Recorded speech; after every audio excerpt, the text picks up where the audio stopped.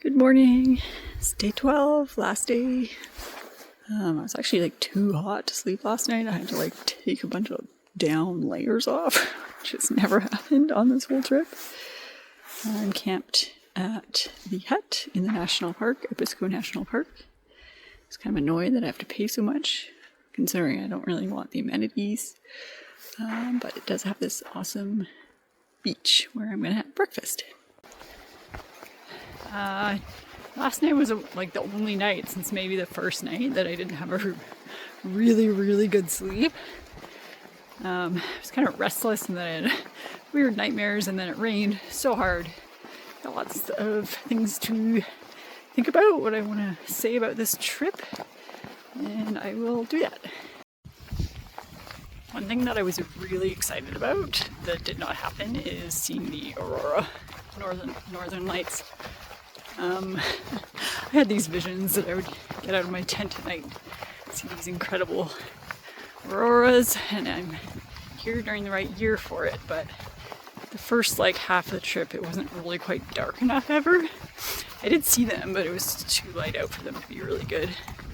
And then after that the skies were like rarely clear. Anyway, that's okay. It's still been like such an awesome trip. One thing I really enjoyed was the ability to walk off trail, which you're not allowed to do at home generally speaking. But here, just to see a view or avoid a hazard, that made it feel like a lot more adventurous. And it's so wide open here that it's not hard to do. And also the wayfinding made it feel quite adventurous. Another absolute highlight was the fall colors. I'm really glad I timed it that way because they are something really special here. So the hazards I was worried about was moose and mud, and I didn't see a moose and never got stuck in mud, but there were definitely some other hazards, which I was not anticipating. So perhaps you're wondering where the best views are.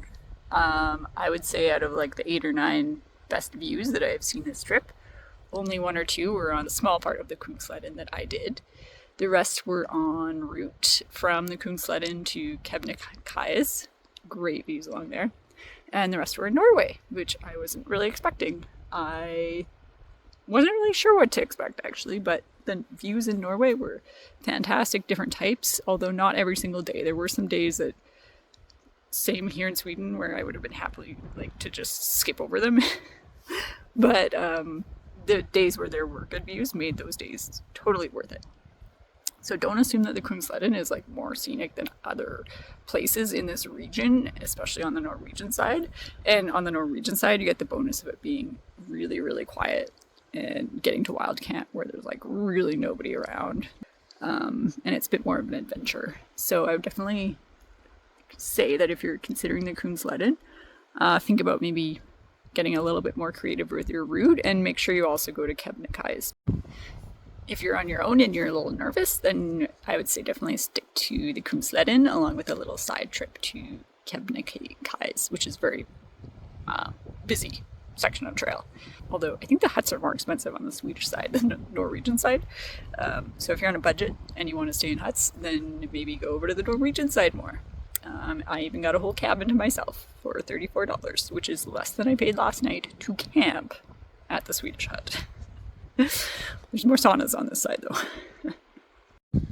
If you've done a lot of hiking, then I would caution you that the terrain, especially along the Kungsleden, but also other places for other reasons, it's just slower moving. So you're either going to have to navigate the rocks that are all over the trail on the Kungsleden, or you're going to be wayfinding, or you're going to be walking through that kind of shrubbery, which isn't super hard, but you'll be hopping over little bogs, a lot of stream crossings.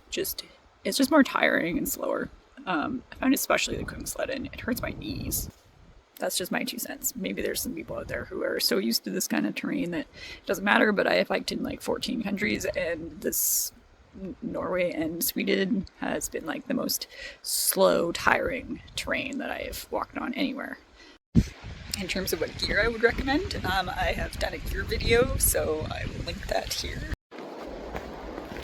The irony is I'm hot and I wish I had a t-shirt, and it's September 5th. It's probably colder at home right now. This is the farthest north I've maybe ever been. was shocking. I wore this pajama top so I wouldn't smell on the train, but I think I'm going to smell anyways.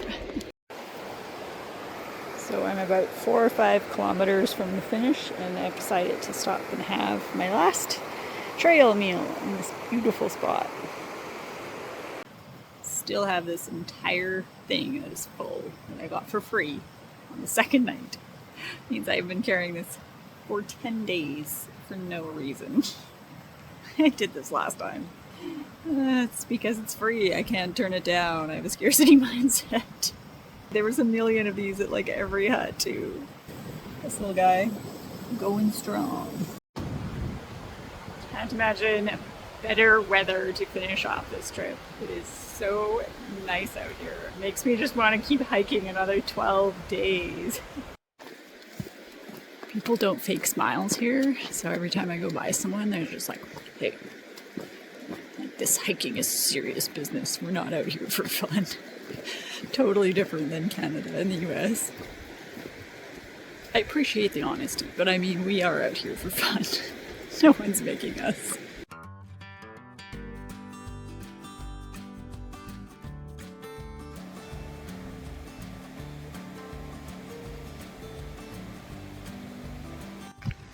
I did it. I'm on a road. I just saw a car and a train and they both scared me greatly. I just gotta cross under the road here and then I get to maybe have a cold beer. Great trip altogether.